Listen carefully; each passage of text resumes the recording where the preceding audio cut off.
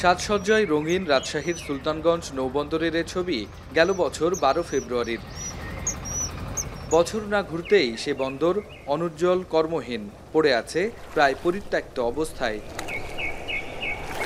অথচ ৫৯ বছর পর ২০২৪ সালে যখন চালু হয় তারপর থেকে পরীক্ষামূলক ৫টি নৌযানে আমদানি রপ্তানি হয়েছে পাথর ও গার্মেন্ট জুট।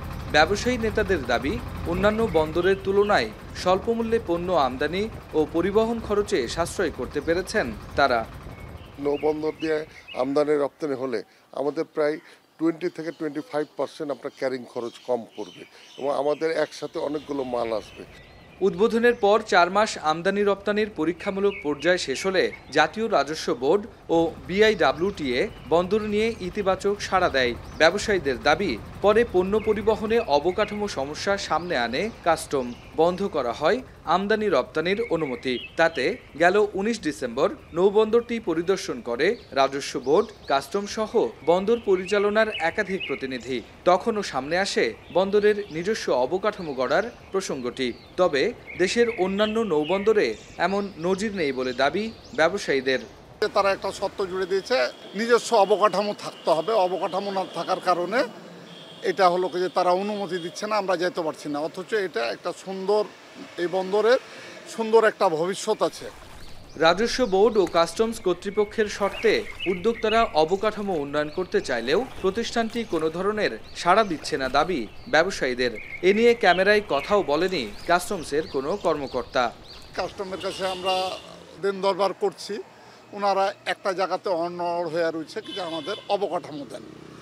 ব্যক্তিগতভাবে যদি আমি অবকাঠামো বানাই, তাহলে ধরেন আমি ৫ কোটি টাকা খরচ করব। ৫ কোটি টাকা খরচ করার পরে আমাকে পারমিশনটা দিল না, তাহলে আমি এই অবকাঠামো কি করব? এটা তখন তো আমার হলো যে ৩০ লাখ টাকায় ভাঙড়িতে বিক্রি করতে হবে। কি কারণে এখন পর্যন্ত আলোর মুখ দেখছেন, আমরা কিন্তু কোনো রিপ্লে কিছু পাই নাই।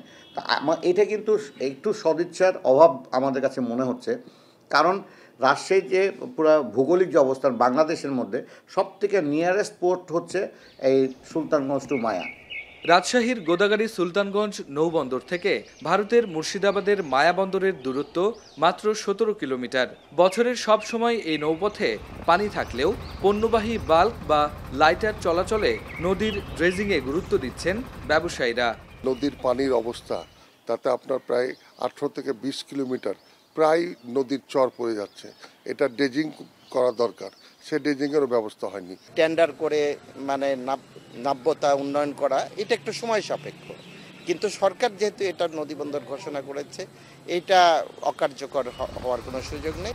সুলতানগঞ্জ মায়া পোর্ট অব কল বন্দরটি দিয়ে প্রাথমিকভাবে কয়লা ও পাথরের চিপস আমদানির অনুমতি রয়েছে, যাতে প্রতি টনে ব্যবসায়ীদের সাশ্রয় হবে $10 বেশি।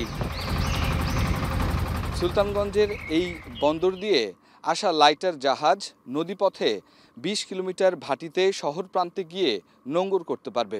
গেজেট অনুযায়ী সেটি করা সম্ভব হলে ব্যবসায়ীরা বলছেন, সেখানে থাকা বহুমুখী সড়ক ব্যবহার করে আমদানি করা পণ্য পরিবহন সবচেয়ে বেশি সহজ হবে, একই সাথে কমবে খরচ।